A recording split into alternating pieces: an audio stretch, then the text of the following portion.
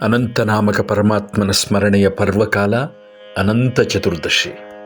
ದೇಶದಿಂದ, ಕಾಲದಿಂದ, ಗುಣಗಳಿಂದ ಅನಂತನಾದಂತಹ ಪರಮಾತ್ಮ ಅನಂತನಾಮಕನಾಗಿದ್ದಾನೆ. ಅಂತ್ಯವೇ ಇಲ್ಲದವನು ಅನಂತ.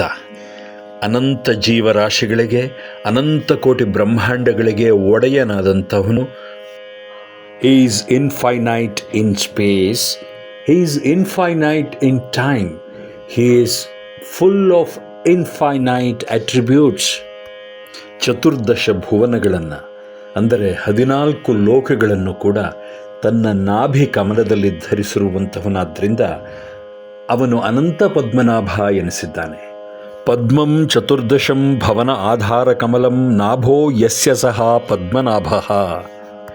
ಈ ಅನಂತನಾಮಕ ಪರಮಾತ್ಮನ ಅನಂತ ಸ್ಮರಣೆಯನ್ನು ಪಡೆಯುವುದಕ್ಕಾಗಿ, ಅನಂತ ಕಾರುಣ್ಯವನ್ನು ಹೊಂದುವುದಕ್ಕಾಗಿ ಈ 2 ಅದ್ಭುತವಾದ ಪ್ರಾರ್ಥನಾ ಶ್ಲೋಕಗಳು.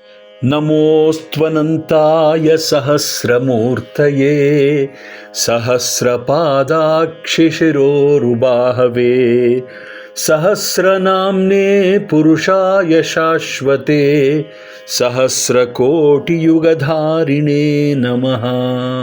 ಇನ್ನೊಂದು ಅದ್ಭುತವಾದ ಪ್ರಾರ್ಥನಾ ಶ್ಲೋಕ. ಅನಂತಾನಂತ ದೇವೇಶ ಅನಂತ ಫಲದಾಯಕ ಅನಂತ ಮೂರ್ತೆ ವಿಶ್ವಾತ್ಮನ್ ಅನಂತಾಯ ನಮೋ ನಮಃ. ಈ 2 ಶ್ಲೋಕಗಳನ್ನು ಮನನ ಮಾಡಿಕೊಂಡು, ಹೃದಯದಲ್ಲಿ ಧಾರಣೆ ಮಾಡಿಕೊಂಡು, ನಿತ್ಯದಲ್ಲೂ ಅನಂತನ ಸ್ಮರಣೆಯನ್ನು ರೂಢಿಸಿಕೊಂಡಾಗ ಆ ಅನಂತನಾಮಕ ಪರಮಾತ್ಮ ನಮಗೆ ಅನಂತವಾದಂತಹ ಸ್ಮರಣೆಯನ್ನು ಕೊಟ್ಟು, ನಮಗೆ ಅನಂತವಾದ ಪುಣ್ಯ ಪ್ರಾಪ್ತಿಯನ್ನು ಮಾಡಿಸಿಕೊಟ್ಟು, ಅನಂತವಾಗಬಹುದಾದಂತಹ ಪಾಪರಾಶಿಯನ್ನು ನಾಶ ಮಾಡಿ, ನಮಗೆ ಅನಂತ ರಕ್ಷಕನಾಗಿ, ಅನಂತ ಪಾಲಕನಾಗಿ, ಅನಂತ ಪೋಷಕನಾಗಿ, ಅನಂತ ಕಾಲದಲ್ಲಿ ಅನಂತ ಆನಂದವನ್ನು ಕೊಡ್ತಾನೆ.